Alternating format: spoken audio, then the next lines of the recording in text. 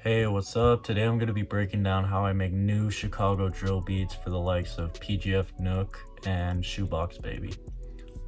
Let's get it started.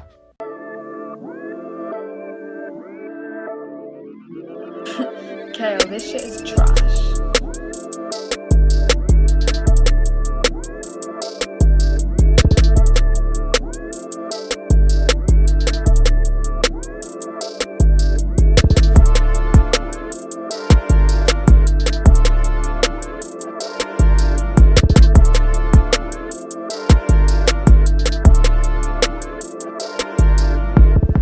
Alright, so the first thing I'm going to break down is how I did the melody for this. So what you're going to want to do is you're going to want to get just some pretty ambient sounds. I got this ARP from Omnisphere and I played this.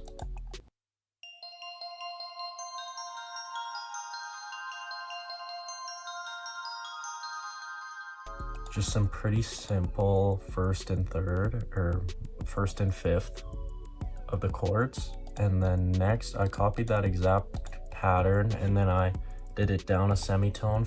I meant octave. I'm a dumbass. I'm sorry. For this pad on the DX7.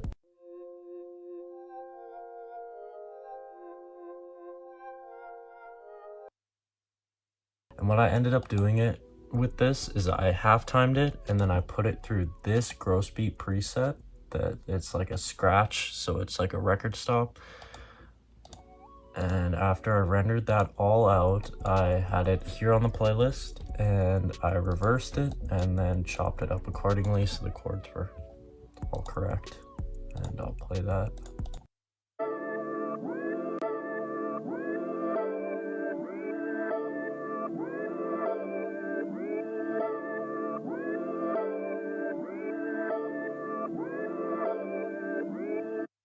Yeah, so you just want something ambient that like repeats over and over again, that's a little bit catchy. And then next, added this brass, kind of reminiscent of old Chief Keef stuff that you'd hear in older drill.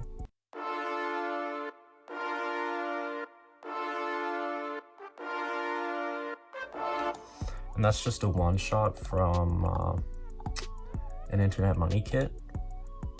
Next I added this pluck, and the pattern is pretty simple for that too. It's just an ARP doing the chords.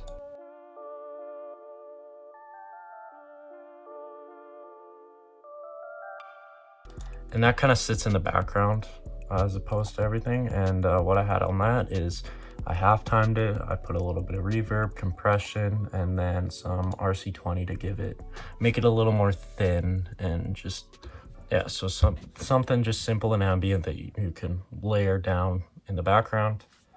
And that's pretty much everything for the melody. I will go on to drums right now. Alright, so here are the drums, pretty simple, hi-hat, snare, open hi-hat, 808, and kick. It's pretty much all you need. Just keeping it simple, making sure you have a little bit of space for the artist. Don't add too many things. I have a tight hi-hat with a few rolls.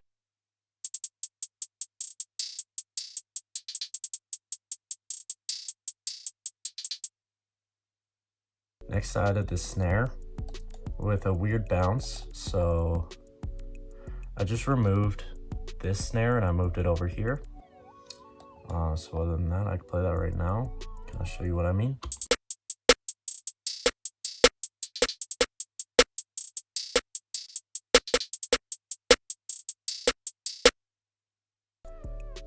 And then next I added this open hi-hat it has a panner on it, so it makes it go from back and forth in the speakers. I think it sounds cool. I like the effect. I'll play that right now.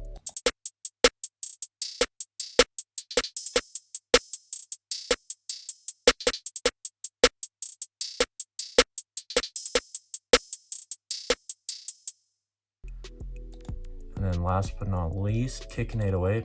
So 808, I kept it fairly simple.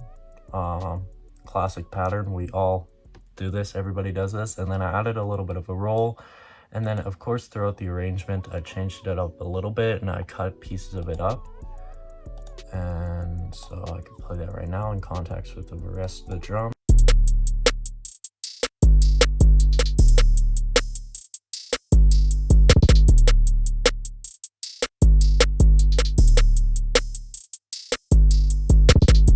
And that's just following the root note of your melody. And then the kick, I don't usually like adding kicks, but I noticed in a lot of PGF Nook's songs he has kicks, so I decided to add it for this.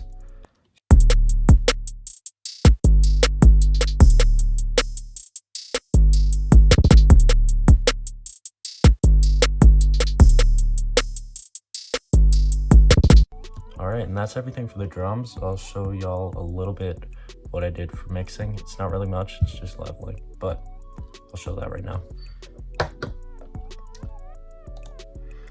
Okay, and as for mixing, I showed y'all a little bit what I did with the melody, but honestly, that's pretty much it. It's all just about leveling and making sure that your LUFS meter hits at -14. This is not at -14 right now, but that's because I'm not playing the full track. But making sure your loudness is near 0 dB and your LUFS are around -14, so Spotify or Apple Music or whatever streaming platform you want to put your beats on doesn't turn it down at all. And so yeah, that's pretty much it. As for mixing, there's not much. It's just do it by ear, listen to a lot of music off of whatever speaker that you make beats on, so you know where your levels should be. All right, and so for arrangement now, it's pretty simple. Just have it like this. Remember to add little risers and stuff, just makes it interesting. And as always, I like to add a lot of cuts, because I don't like when an engineer makes the cuts. I'd rather make the cuts because I know where I want the beat to drop out.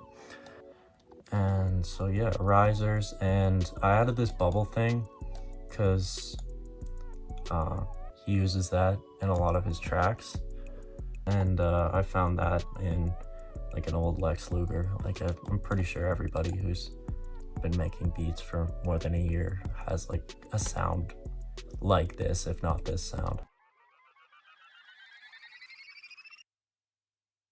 Something I wouldn't typically use, but I thought since he uses it in a lot of tracks, I would put it in there just for authenticity.